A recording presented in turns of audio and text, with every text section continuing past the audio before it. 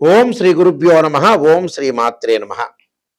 దేవగురువైన Brihaspati June 2వ తారీఖు రాత్రి 1:50 తన సొంత నక్షత్రమైన పునరసు నక్షత్రంలో ఉచ్చస్థానమైన కర్కాటక రాశిలోకి ప్రవేశం జరుగుతుంది. జూలై 17 వరకు కూడా కర్కాటక రాశిలో ఉండటం, జూలై 17వ తారీఖు నుంచి మళ్ళీ దేవగురువైన బృహస్పతి రవితోటి కంజంక్షన్ అయి అస్తమయం జరుగుతుంది. అంటే జూలై 17వ తారీఖున రాత్రి 7:17 వరకు కూడా అస్తమయం లేకుండా గురువు తన సొంత నక్షత్రమైన కర్కాటక రాశిలో ఉండటం వల్ల మేషాది ద్వాదశ రాశుల వాళ్ళకి ఎలాంటి ఫలితాలు జరగబోతున్నాయి అంటే 46 రోజుల పాటు.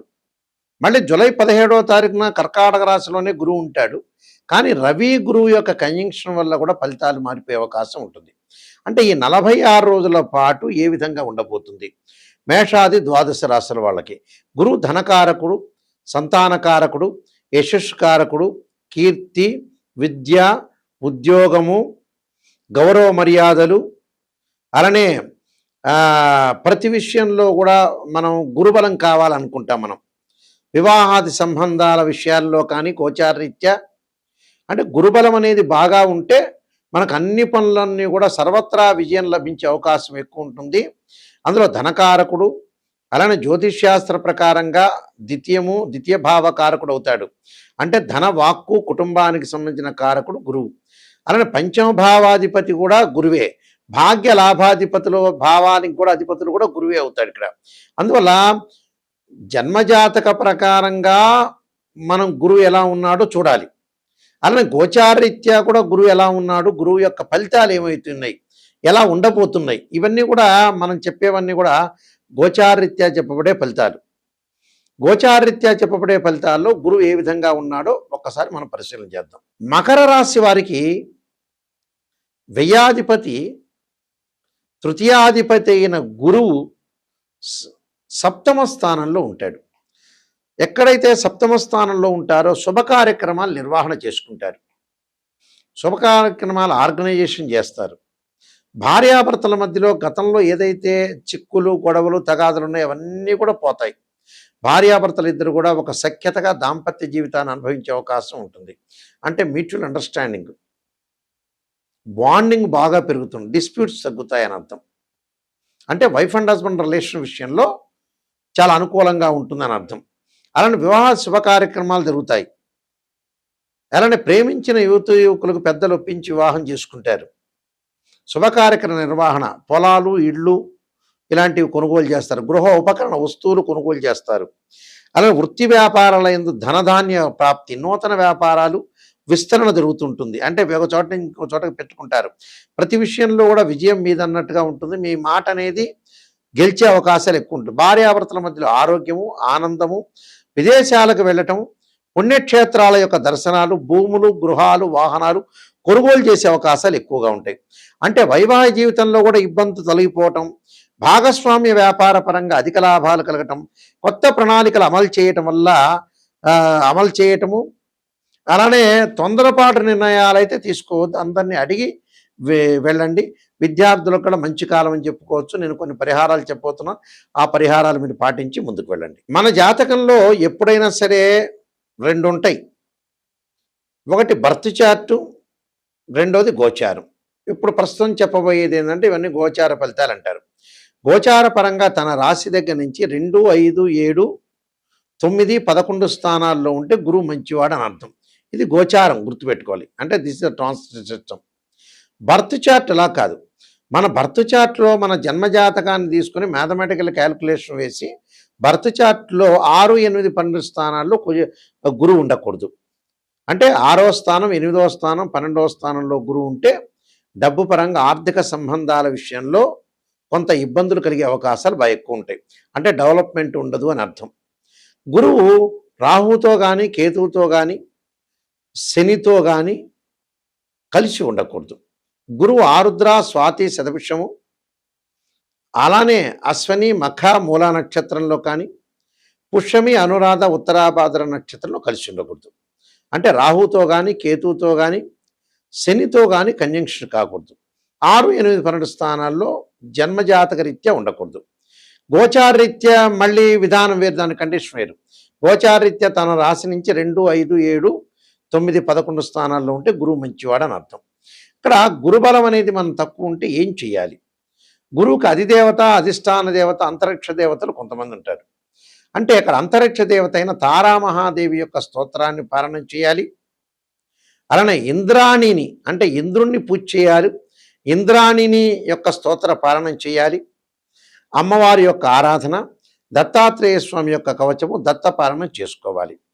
అంటే సంతాన కారకుడు, సంతానం లేని వాళ్ళు కొంతమంది ఉంటారు. సంతాన కారకుడు గురువే.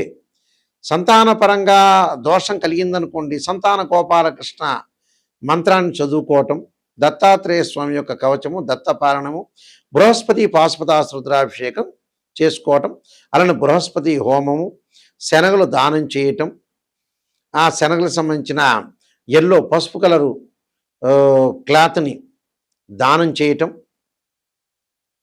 అంటే పసుపు రంగు కలిగిన వస్త్రాన్ని దానం చేయాలి. శనగలు దానం చేయాలి. శనగలతో చేసిన వంటకాన్ని దేవాలయంలో ప్రధాన అర్చకులకు ఇచ్చి గురువారం రోజున చక్కగా భక్తులకు వితరణ చేయమని చెప్పాలి. గురువును పూజ చేయాలి. దత్తాత్రేయ స్వామి కవచాన్ని, దత్తపారాయణాన్ని చదువుకోవాలి.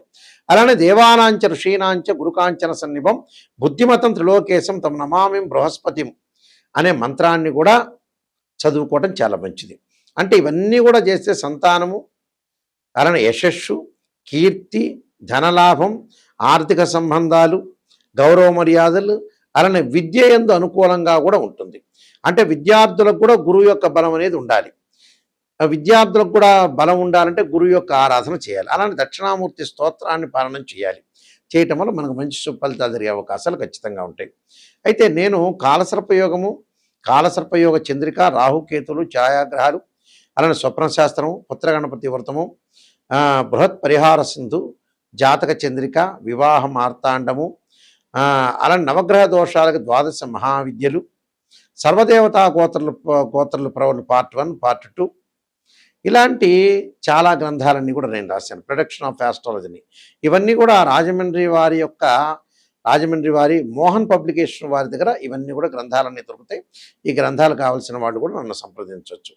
అలానే ఎప్పుడైనా సరే జాతకాన్ని చూపించుకునేటప్పుడు ఎవరైనా సరే మమ్మల్నే కాదు ఎవరిని మీరు ఆస్ట్రాలజర్ని అప్రోచ్ అయినా ఫస్ట్ నెగిటివ్ తెలుసుకోవాలి.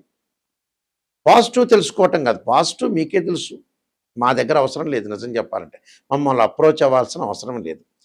ఇన్ ఫ్యూచర్లో ఏదైనా ప్రాబ్లం జరుగుతుందా, లేదా గతంలో మళ్ళీ రిపీట్ అవుతాయి ఆ ప్రాబ్లమ్స్, ప్రజెంట్ ఇప్పుడున్నది రేపు ఉండదు, రేపు ఉన్నది ఎల్లుండి ఉండదు. జాతకాన్ని కరెక్ట్గా అనాలిసిస్ చేసుకోవాలి. 16 లగ్న కుండలు ఉంటాయి, డివిజనబుల్ చార్ట్స్. ఒక అబ్బాయికి వివాహం కాలేదు అని అంటే, అమ్మాయికి వివాహం, అబ్బాయి వివాహం కాలేదంటే రాశిచక్రము, నవాంశము, భావచక్రం, దశలు, అంతర్దశలు.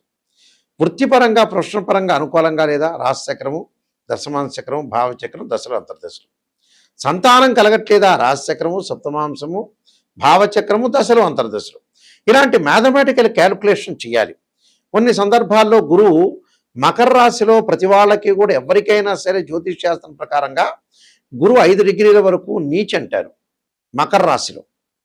అదే 5 డిగ్రీల తర్వాత పరమనీచ్ అంటారు. అంటే అక్కడ నీచ స్థానంలో ఉందే, ఉచ్చ స్థానంలో ఉందో చూసుకోవాలి.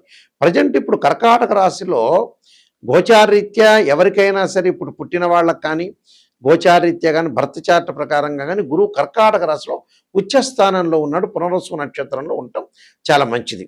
అయితే అందరికీ మంచిది కాదు, అందరికీ చెడ్డది కాదు. కొంతమందికి మంచిది, కొంతమంది చెడు ఫలితాలు, కొంతమంది మిశ్రమైన ఫలితాలు వస్తాయి. కాబట్టి ఇక్కడ గురుబలం అనేది ఉందా లేదని చూసుకోవాలి. చూసుకొని మీరు ముందుకు వెళ్ళాలి. అలానే 16 లగ్న కుండలు అనాలిసిస్ చేసి జీవితం అనేది ఎలా ఉందో నిజాన్ని తెలుసుకోవాలి.